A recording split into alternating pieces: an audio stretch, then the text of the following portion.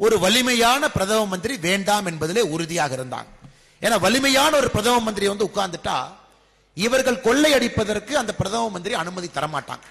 அதனால் எல்லா கட்சிகளும் ஒரு விதத்தில் ஒற்றுமையில் எப்படி இருந்தாங்கன்னா, வாய் பேசாத ஒரு பிரதம மந்திரியை கொடுத்துருங்க, அவர் கேபினெட் மீட்டிங் அந்த சேர்ல உட்கார்ந்தா மட்டும் போதும், சுத்தி நாங்கெல்லாம் உட்கார்ந்துக்கிறோம், நம்ம பார்த்துக்கிறோம். இதற்கு எவ்வளவு பெரிய அநியாயம். நாங்க 2G ராஜா நமக்கு எல்லோருக்குமே தெரியும், நீலகிரியினுடைய பாராளுமன்ற உறுப்பினர், இப்ப வேட்பாளராக இருக்கிறாங்க.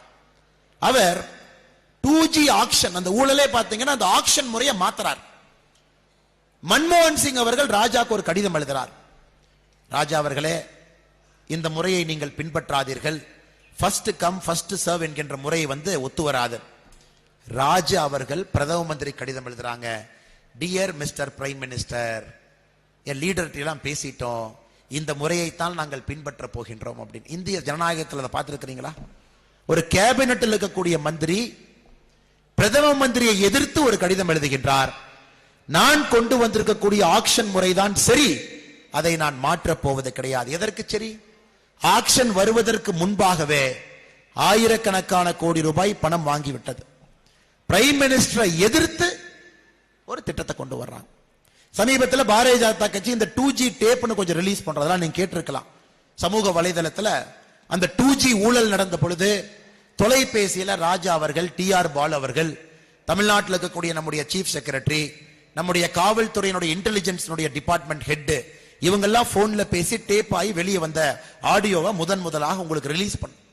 அந்த ஆடியோவை சில பேர் கேட்காம இருந்திருக்கலாங்க. என்ன இருக்குன்னு உங்களுக்கு 2 நிமிஷத்துல சொல்றேன். 2G கேஸ் ஆயிருச்சு, சிபிஐ வந்தாச்சு, எஃப்ஐஆர் போட்டாச்சு.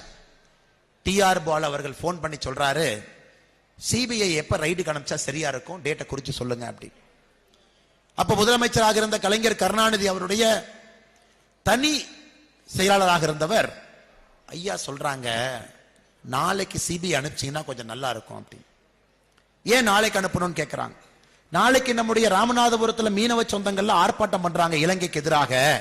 அன்னைக்கு நீங்க சிபிஐ ரைட் நடத்துனீங்கன்னா நாங்க மீடியா கூப்பிட்டு சொல்லிடுவோம், ஃபிஷர்மேன், அதாவது நம்முடைய மீனவ சொந்தங்கள் அதிகமா டிவியில காட்டுங்க, அதை நியூஸா போடுங்க, சிபிஐ ரைட போடாதீங்கன்னு சொல்லிடுவோம், அதனால நாளைக்கு வந்தா சரியா இருக்கும்.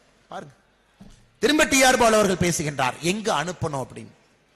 இந்த வீட்டுக்கு அனுப்புங்க, நாங்க டாக்குமெண்ட்ல வச்சிடறோம், வந்து ரைடு பண்ணிட்டு போலாம். ராஜா அவர்கள் தொலைபேசியில பேசுறாரு, நான் பாசு கிட்ட பேசிட்டேன், எல்லாத்துக்கிட்டையும் பேசிட்டேன், சிபிஐ அதிகாரிகளை இல்லத்திற்கு அழைத்து இவருடைய வீட்டில் உட்கார்ந்து ஸ்டேட்மெண்ட்டை சிபிஐ அதிகாரிகளை எழுதுறாங்க, ராஜா அவர்கள் என்ன சொல்ல வேண்டும் என்று கையெழுத்து மட்டும் இவர் போடுறார்.